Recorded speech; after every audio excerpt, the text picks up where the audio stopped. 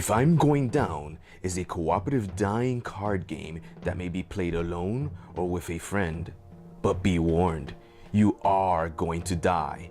It is not a question of will you survive, only a question of how many zombies will you take with you. You are going down, so kill as many zombies as you can to score points. Also, complete special actions to score bonus points. Score as many points as possible and see how you rank on the scenario's kill-o-meter. If, after you die, your final score is above the high number on the meter, you win. Each scenario has a different layout. Each square on the layout represents a card space on the table or playing area. Green areas are entry points. You will place a pile of face-down zombie cards here during game setup. Yellow spaces are initial spaces. Cards drawn from the entry points are placed here each turn. White spaces are normal spaces. These spaces have no special characteristics. Red spaces are danger zone spaces, any space adjacent to one or more characters. The blue space is the character space. This indicates where a player's character card is placed during setup, unless a zombie character cards always remain stationary. This is how that scenario may look in play. There are 6 character cards. Each character has different modifiers and a special ability. The back of the card has a zombie version similar to the zombie cards. Each player chooses a character before the game and places it according to the scenario layout.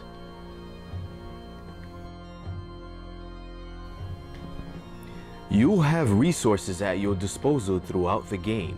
The brown Fate deck is filled with resource and no luck cards. If the Fate deck is ever out of cards, shuffle the discard pile and replenish the Fate deck. All of the cards in the Fate deck fall into one of 5 categories. The Fate icon in the upper left corner of the card graphically portrays the category of the card. You will be required to make Fate checks throughout the game. To make a Fate check, simply draw the top card from the Fate deck. Look at the Fate icon, and if it is a no luck X icon, the check fails. If the icon is anything else, the check passes.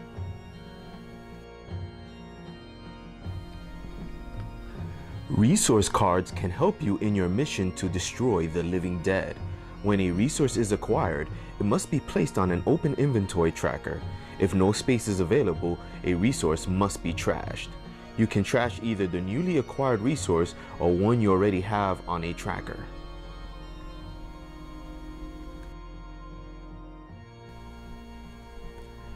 This game uses a card system to track inventory.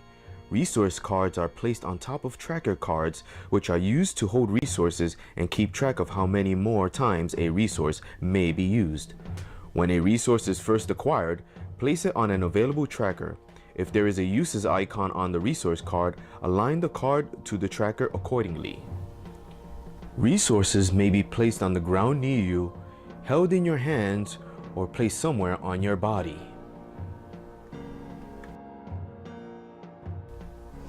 Each weapon has a uses number, an attacks per use, an attack rating, and the number of hands required to use this weapon.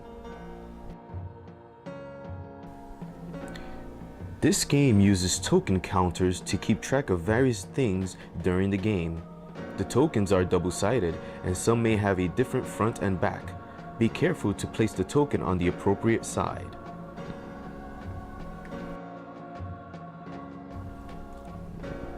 If I'm Going Down is played in turns, which are broken down into 4 phases.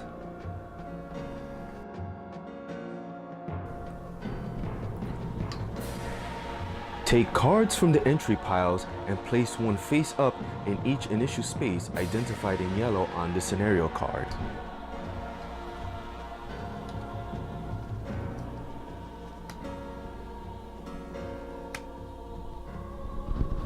If there is already a zombie or another card in an initial space, do not place one in that space. If more cards are needed to fill all of the initial spaces, Shuffle the zombie deck discard pile and put a relatively even amount face down at the bottom of each entry pile. Most of the cards in the zombie deck are zombie cards. The zombie cards have important information on them in the form of icons. Some zombies seem to appear out of nowhere. These zombies can be identified easily as the picture is a close-up of a zombie's face. When a pop-up enters play, immediately place it in any space adjacent to the character it was close to when it entered play. If all of these spaces are occupied, place it in any space adjacent to the next closest character, and so on. If it is the first turn and there are no danger zone spaces available, place it in the initial space as normal. Mixed in the zombie deck, there are occurrence cards that will come into play during the zombie entrance phase. When an occurrence card comes into play, leave it in the initial space until all cards are placed. Once the cards are in place, draw a card from the fate deck to determine what occurrence has happened. Look at the fate icon in the upper left corner of the fate card, match it to the corresponding occurrence and read it aloud. The impacts of the occurrence are described on the card. Some occurrences will help you, but many will make things more difficult.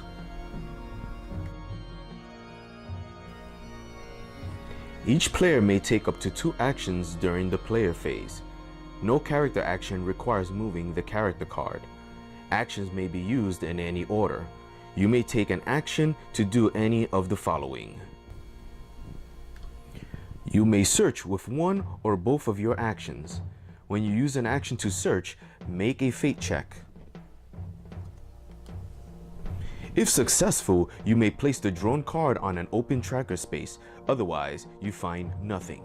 If you have no available space, you may trash a resource from one of your trackers, otherwise trash the resource card that you drew. Effectively managing your inventory is an important part of efficient zombie killing. You may move resources. A move is defined as the movement of one resource card to an empty tracker space that you control or share. Use one action to move up to 2 resources. You may also swap resources. A swap is when you move 2 resources, each to the space the other occupied. A player may use one action to make a swap. You may swap to and from any of your trackers. You may trade resources. A trade is a move or swap between 2 players. You may also trash resources. Trashing a resources removes it from the game and it costs no action to do. Using an item or other resource always costs 1 action unless otherwise noted on the card. Follow the instructions on the card. They generally only have 1 use, but if an item or other resource may be used more than once, there will be a uses icon in the upper right corner of the card. Immediately trash the card after its final use unless it says otherwise. First, move the weapon card up the tracker to reflect 1 use.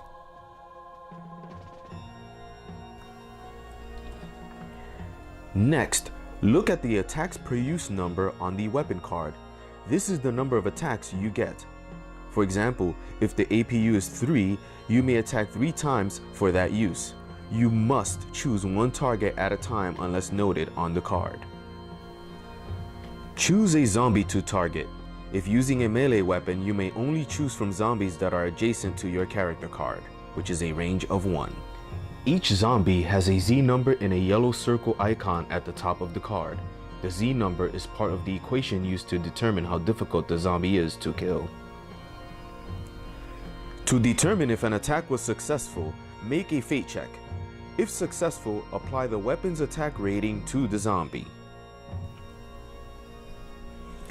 If the total is equal to or more than the Z number plus the range to the zombie, you have killed it. Place it in the zombie discard pile. If not, place kill point tokens on the zombie card equal to the modified attack rating.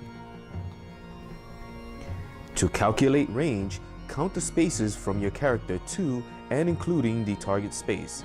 Take the shortest path, including diagonals.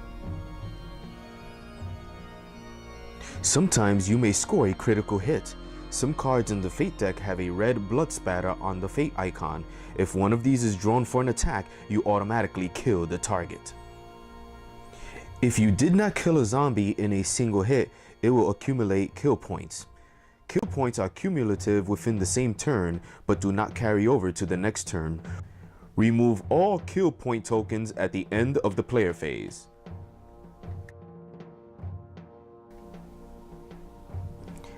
This is the phase where zombies attack. To determine if you are scratched or bitten by a zombie, follow these steps. First, assess. Check for zombies in the danger zone, which is all spaces adjacent to the character. If there are no zombies in the danger zone, stop here and proceed to the zombie movement phase. You may hold back a zombie that is attacking you. Each player may choose one zombie in an adjacent space to their character to automatically hold back. You may not hold back any zombie with the no hold back ability. You may not hold back any zombie that was held back the previous turn. Place a held token on the zombie card to signify it was held back. There is no action cost to hold back a zombie. The zombie will still move during the move zombie phase if able. You may get bitten or scratched. If there is a zombie in an adjacent space to your character that was not held back, you are bitten. This is automatic. If you have not been bitten or scratched, and you suddenly get bitten or scratched, it is not the end, but your fate has been sealed. You could turn into zombie soon. Place a biohazard token on your character card to signify that the change process has begun. Some zombies have the reach ability. This will allow them to scratch you rather than bite you from a distance. If you previously have been bitten or scratched and you get bitten again, you will have been killed and the zombies feast on your entrails. If you get scratched, additional scratches do not kill you. It hurts like hell, but there is no game effect. If you previously have been bitten or scratched and an occurrence with a biohazard symbol comes into play, your character immediately becomes a zombie. Flip the character card over, revealing the zombified character.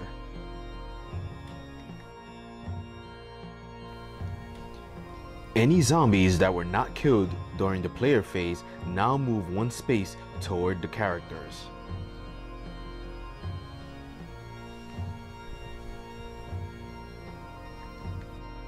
A zombie with these two green arrows means it has the stride ability, which means it will move before any other zombies and it will move 2 spaces towards the players.